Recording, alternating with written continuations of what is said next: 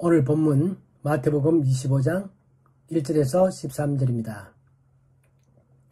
그때 천국은 마치 등을 들고 신랑을 맞으러 나간 10처녀와 같다 하리니 그 중에 5은 미련하고 5은 슬기 있는 자라. 미련한 자들은 등을 가지되 기름을 가지지 아니하고 슬기 있는 자들은 그릇에 기름을 담아 등과 함께 가져갔더니 신랑이 드디어 오므로 다 졸며 잘세. 밤중에 소리가 나되 보라 신랑이로다 맞으러 나오라 하매 이에 그 처녀들이 다 일어나 등을 준비할세. 미련한 자들이 슬기 있는 자들에게 이르되 우리 등불이 꺼져가니 너희 기름을 좀 나눠달라 하거늘 슬기 있는 자들이 대답하여 이르되 우리와 너희가 쓰기에 다 부족할까 하노니 차라리 파는 자들에게 가서 너희 쓸 것을 사라 하니 그들이 살아간 사이에 신랑이 오므로 준비하였던 자들은 함께 혼인잔치에 들어가고 문은 닫힌지라. 그 후에 남은 처녀들이 와서 이르되 주여 주여 우리에게 이루어주소서. 대답하여 이르되 진실로 너희에게 이르노니 내가 너희를 알지 못하노라 하였느니라. 그런즉 깨어있으라. 너희는 그날과 그때를 알지 못하느니라. 아멘. 자, 오늘 이 본문 말씀은 우리가 지금 예수님께서 재림의 때는 아무도 알 수 없다 이제 그렇게 말씀하시면서 깨어 준비하고 있으라 그렇게 말씀하시면서 그 깨어 준비하고 있다는 것이 어떤 삶을 사는 것인가 그거에 대한 내용들을 이제 비유를 통해서 말씀하십니다. 전부 5개의 비유를 통해서 말씀하시는데 우리가 지난주에 봤던 게 뭐냐면 충성되고 지혜 있는 종이었습니다. 충성되고 지혜 있는 종은 주인이 언제 오더라도 상관없이 자기가 마땅히 할 것을 매일매일 하는 삶 그렇게 살아가는 종이 충성되고 지혜 있는 종이다. 그런 말씀하셨고 오늘은 이제 10명의 처녀 이 처녀들이 신랑을 맞으러 나가는데 5명은 슬기롭고 5명은 미련한 자들이다. 이제 그런 말씀을 하시고 이제 다음 이어지는 비유는 달란트의 비유죠. 그래서 우리가 그러한 비유들을 보면서 이 3개의 비유 지금 우리가 계속 지난주 이번주 다음주 보는 것 이 모든 비유들의 핵심 내용은 똑같은 것입니다. 그렇기 때문에 우리가 이 비유의 내용을 이해할 때 똑같은 내용을 여러 가지 각도로 다양한 방면으로 설명을 하시는구나. 그렇게 하면서 그 비유의 공통점을 찾으면 그 비유를 잘 이해하는 것이 됩니다.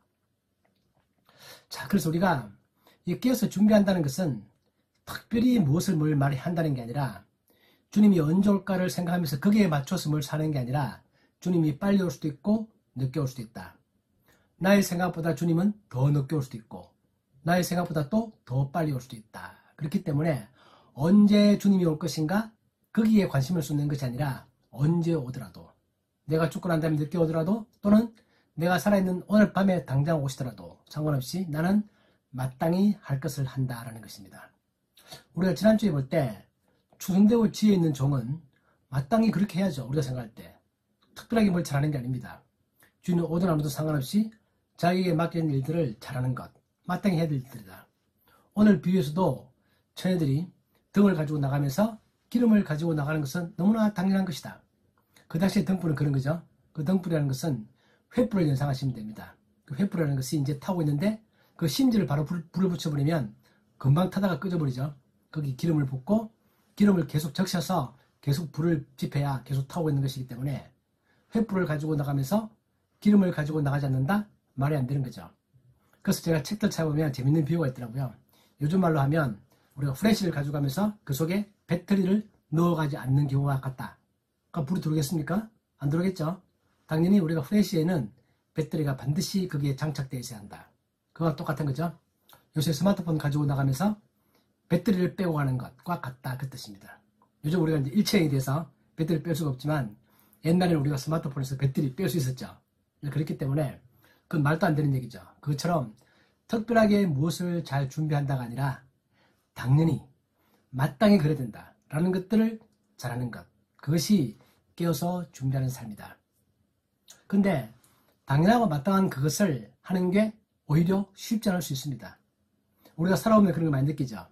우리가 살아보면 그거 마땅히 그렇게 했어야 되는데 근데 그걸 우리가 안 하고 난 다음에 나중에 후회하는 경우라든지 내가 좀 뉘우치는 경우라든지 그때 내가 그거 마땅히 했어야 되는데 내가 뭐 특별한 영감이 있어서 특별한 무슨 아이디어가 좀 있어서 내가 머리가 엄청 좋아서 마땅히 준비할 것을 내가 몰랐거나 새로운 걸 발견했거나 그런 말하고 있는 게 아니고 우리는 마땅히 해야 될 것을 성실하게 잘하는 것, 그것이 깨어서 준비하는 삶이다.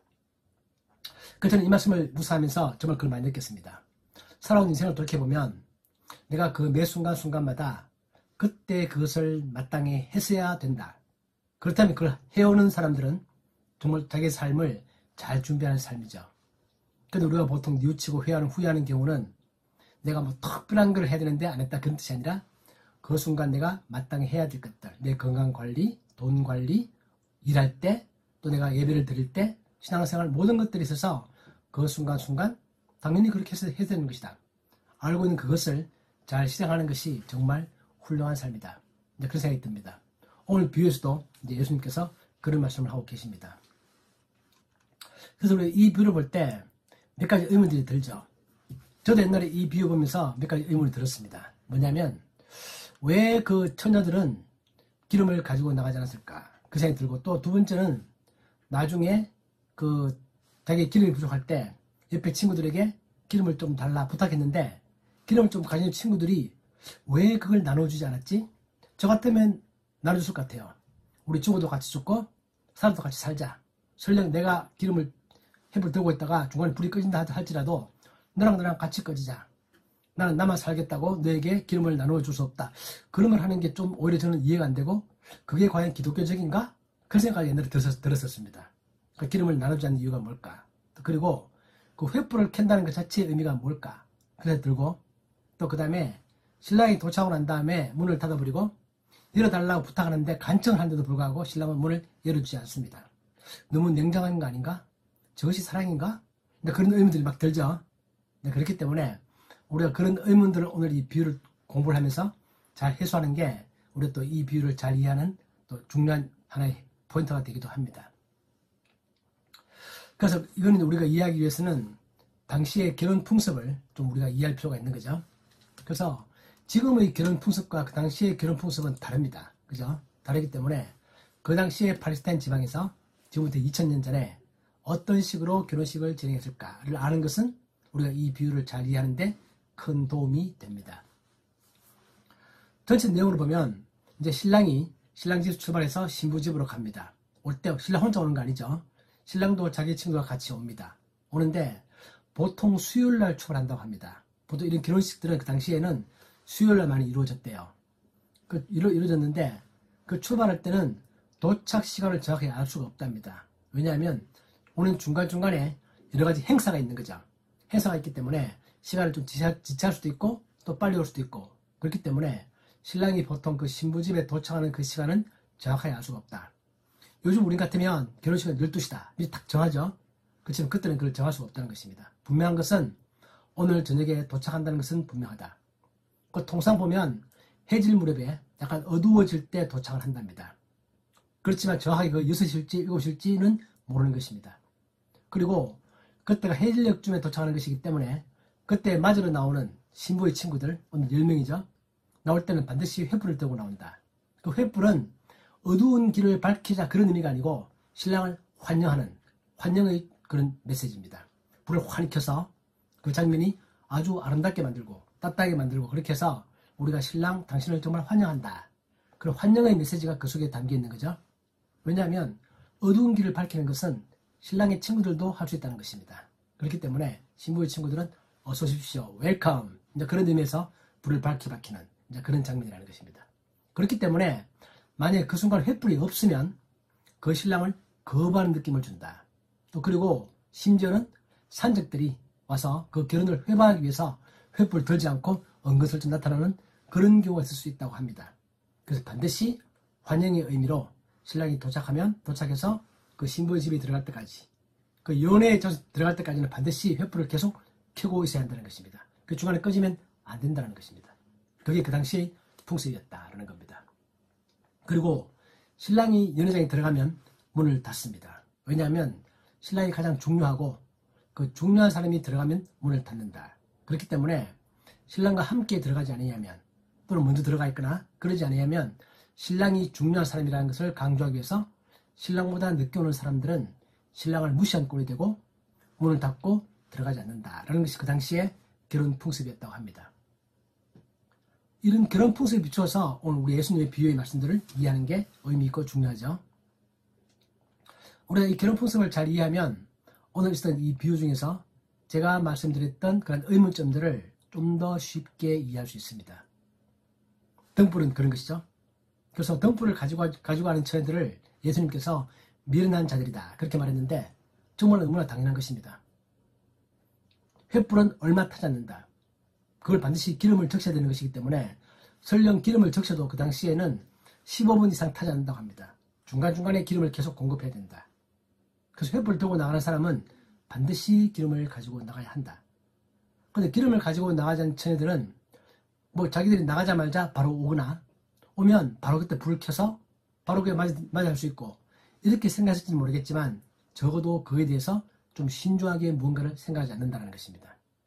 그래서 미련한 자들이다. 실제로 그 당시에는 그런 사람은 거의 없다고 합니다. 대부분 다 우리가 알고 있는 것처럼 대부분 다 횃불을 가지고 나가면 기름을 가지고 나가죠. 그래서 예수님께서는 이 비유를 통해서 너희들이 볼 때 기름을 가지고 나가지 않는 것이 말이 된다고 생각하느냐? 말이 안 되죠. 그러면 내가 다시 온다는 사실을 너희들이 분명히 안다면 그 재림의 때를 준비해서 살아가는 것이 마땅하지 않느냐. 내가 재림은 믿습니다. 그렇게 말하면서도 그 재림의 때를 대비하면서 성실하게 살아가지 않는다면 그것이 말이 되느냐? 지금 그런 일을 하고 있는 것입니다. 그래서 미련한 처녀들이 말이 안 되는 것처럼 우리가 예수님을 믿고 주님의 재림은 반드시 있다. 그리고 그것이 언제 있을지 모른다고 한다면 우리는 거기서 마땅히 매일매일 그 재림에 대비하는 깨어서 살아가는 그런 삶을 살아가야 한다라는 것은 너무나 당연한 것이라는 것입니다. 여기서 말하는 이 기름이 무엇인가 라는 것들은 여러 가지 해석이 있어 왔죠. 뭐 기름은 선한 행동이다 또는 뭐 성령이다 은혜다 그런 데 많이 생각했지만 제가 책을 쭉 찾아보면 모든 학자들이 공통된 점은 여기서 기름이 무엇을 상징하는가는 중요한 것이 아니다. 어떤 의미도 담고 있지 않다. 다만 그 순간에 마땅히 준비할 것을 준비해야 된다라는 것을 강조하고 있을 뿐이다. 그렇게 설명을 합니다. 왜냐하면 슬기로운 다섯 처녀들이 미련한 처녀들에게 가서 기름을 사와라 그렇게 말했기 때문에 사온다는 것은 은혜도 살 수 없는 것이고 성령도 살 수 없는 것이고 선행도 살 수 없는 것이다. 다만 여기서는 그렇게 말하고 있을 뿐이다. 그런 의미입니다.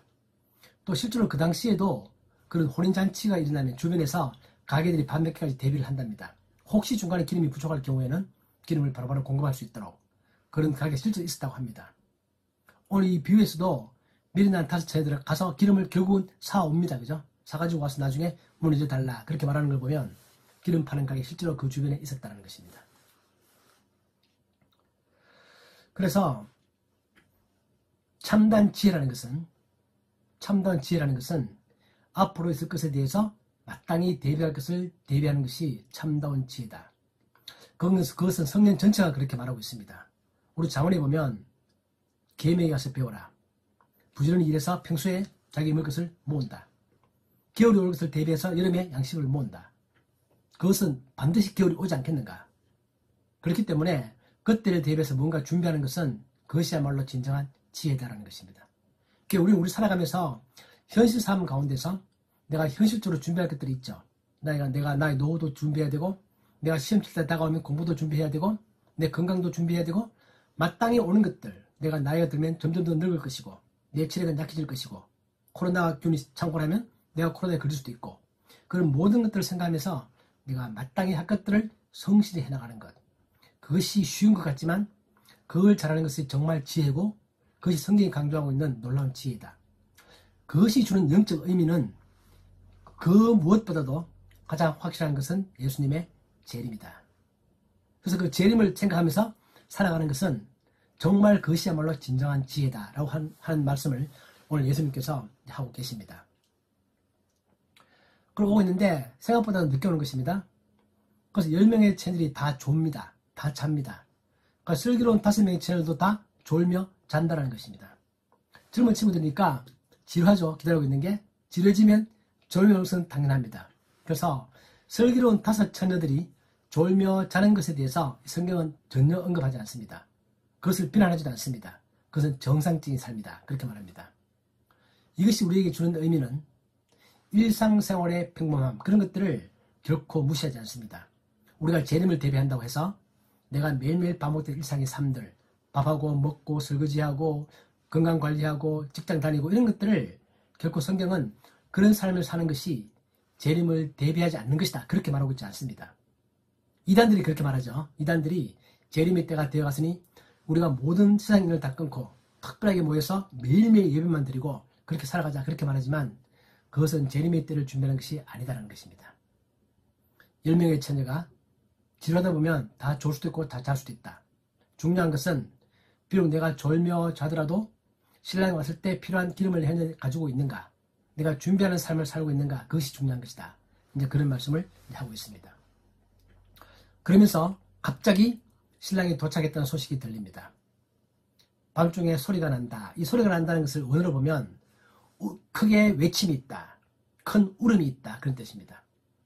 이것은 우리가 성경 마태복음이라든지 또 고린도전서 15장에 보는 것처럼 예수님이 재림의 때에 큰 나팔 소리가 난다. 그것을 우리가 연상케 합니다.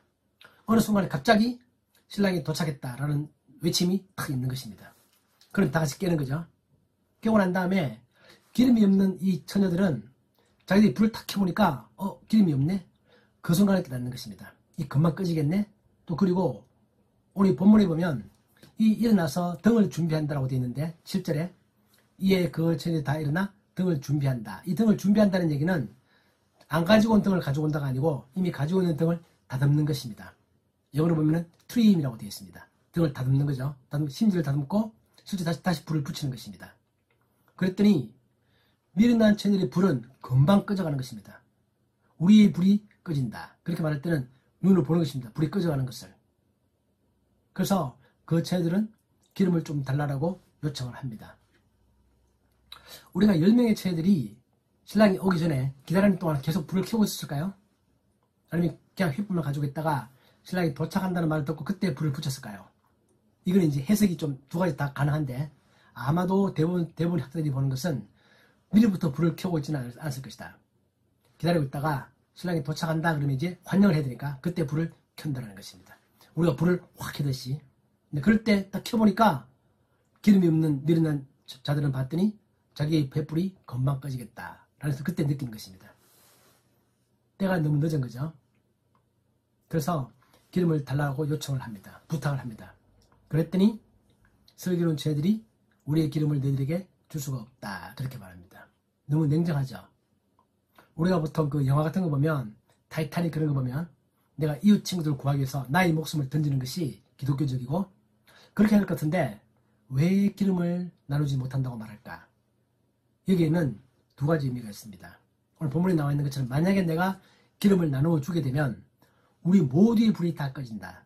신랑이 도착해서 들어갈 때까지 약간의 시간이 필요한데 그 시간 동안에 우리의 불이 10명의 불이 다 꺼질 수 있다.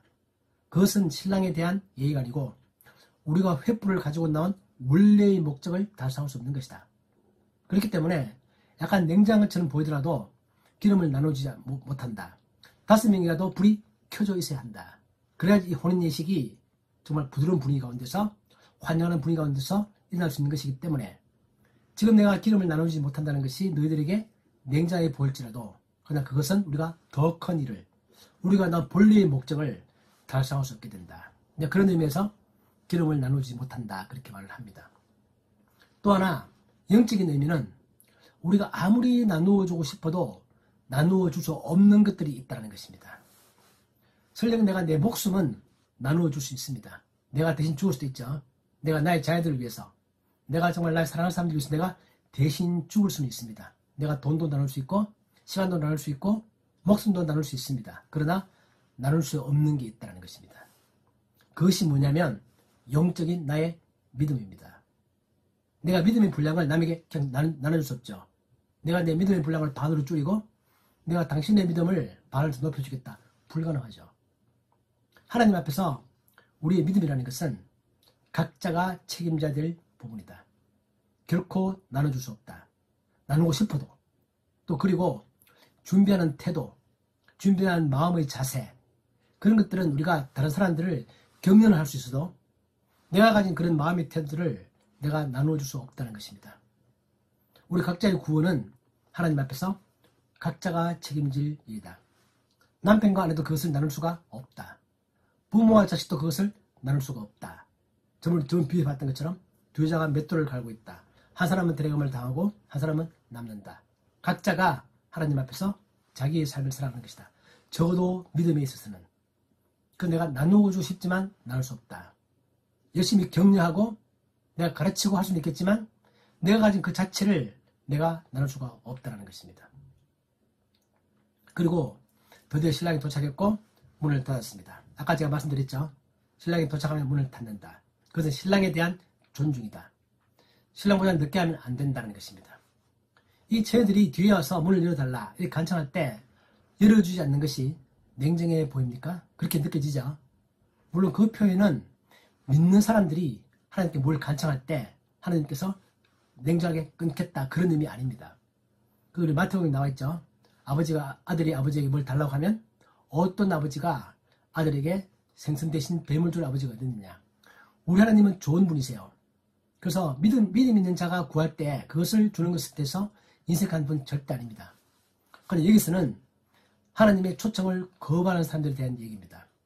자, 신랑이 도착해서 문을 닫으면 더 이상 들어갈 수 없다는 사실 이미 다 알고 있는 것이고 그 신랑을 맞으러 나오는 사람들은 횃불을 들고 나와야 되고 그리고 반드시 기름을 가지고 나와야 되는데 그 모든 것들을 무시한 사람, 그 모든 것들을 우습게 생각한 사람, 그 사람들에게는 기회가 없다는 것입니다.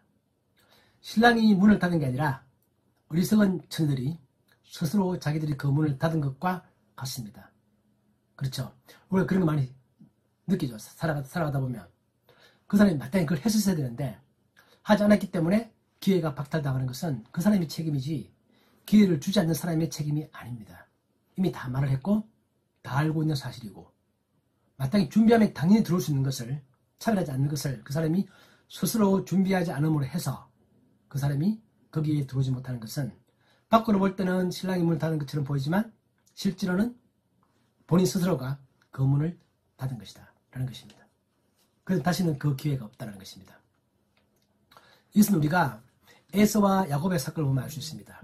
에서가 자기 축복을 뺏겼죠. 야곱이 그 축복을 빼앗아갔습니다. 에서가 그때는 아버지가 그 장자의 축복을 우습게 생각했습니다. 그러고 난 다음에 그쵸 놓쳤죠. 놓치고 난 다음에는 다시 그 장자의 축복을 뒤늦게 찾고자 하지만 아버지 이삭은 줄 수 없다고 말합니다. 그런 것입니다. 얻을 때 얻어야 되는 것입니다. 우리가 회개라는 것은 이 땅에 살았을 동안에 나의 목숨이 죽고 나면 다시 부활하겠지만 죽을 때까지가 우리에게 주어져 있는 시간이고 많은 복음들이 그걸 증거하고 있다. 우리는 그 시간 내에 주님을 영접하고 그러한 삶을 살아가야 한다. 라는 것이 이 성경이 주고 있는 그런 메시지입니다. 아무리 간청해도 그 문은 열리지 않는다라는 것입니다. 그러시면서 더 냉정한 말씀을 하십니다. 내가 너희를 도무지 알지 못한다. 참 이 표현은 약간 무서운 느낌 약간 들죠. 우리도 나중에 혹시 천국에 갔는데 하나님께서 우리를 보고 야 이상철 난 너를 도무지 알지 못한다 이럴까봐 막 겁나죠. 근데 그런 일은 일어나지 않습니다. 우리가 본문에 봤던 것처럼 내가 주님을 알고 고백하고 믿는 사람이라면 그런 말 하고 있는 것이 아니라 본인 스스로가 주님을 거부했던 사람들에 대해서는 나중에 주님의 재림이 있고 난 다음에 봤더니 이 모든 것이 사실이네? 좀 하나님 살아계셨네? 그걸 알고 난 다음에 그때 가서 늦춰도 그때는 예수님께서 내가 도무지 너희들을 알지 못한다. 그렇게 말씀하시는 것입니다. 우리 옛날에 그 비유해 보면 또 옛날에 그 마태복음 22장에서 예수님의 호린잔치의 비유가 있었죠. 그래서 초청을 했는데 안 왔다. 그래서 거리에 나가서 다 막 불러들였다. 자기가 가득 찼죠. 그런데 그 중에서 예복을 입자는 자가 있어서 주인이 나가라. 그렇게 말하는 거죠. 그러면서 그때 했던 말이 뭐냐면 청함을 받은 자는 많되 택함을 입은 자는 적다. 그런 말을 쓰는데 그것을 예복을 입자는 것과 오늘 등을 가지고 오면서 기름을 가져오지 않은 것은 같은 것입니다. 초청에 합당한 그런 준비를 하지 않는 사람들, 거기에 예복을 입지 않았던 것이든 또는 등불을 가지고 오면서 기름만 안 가지고 오시든 간에 그것은 그 초청에 합당한 준비를 하고 마땅히 할 것들을 하고 오는 사람인가 라는 것이 저번에 그 비유와 오늘 이 비유에서 똑같이 예수님께서 우리들에게 말씀하고 있는 것입니다. 그러시면서 마지막에 그러므로 13절이죠. 깨어있으라. 너희는 그날과 그때를 알지 못하느니라. 이것이 오늘 비유 핵심입니다. 그때와 그날을 너희들은 알지 못한다. 그래서 항상 언제 오더라도 준비하고 있어라. 그것이 마치 슬기로운 5처녀가 등불을 가지고 나가면서 기름도 같이 가지고 나가는 것, 너무나 당연한 거 아니냐. 당장 오더라도, 1시간 뒤에 오더라도 왔다는 도착의 소식은 알려지는 것이니까 그때 충분히 불을 붙일 수 있고 그 시간 동안에 필요한 기름은 충분히 가지고 나가는 것이다. 그렇게 말씀하시면서 자기 제자들에게 깨어있으라. 너희들은 내가 언제 올지 그때가 궁금하지. 최초의 발달이 제자들이 그 물어봤기 때문이죠. 언제 오십니까? 징조가 무엇입니까? 그렇기 때문에 그 자체를 알 필요는 없다. 그리고 항상 언제도 상관없이 깨어서 살아가는 것이 정말 중요한 것이다. 그걸 강조하시면서 몇 개의 비유를 계속 말씀하십니다.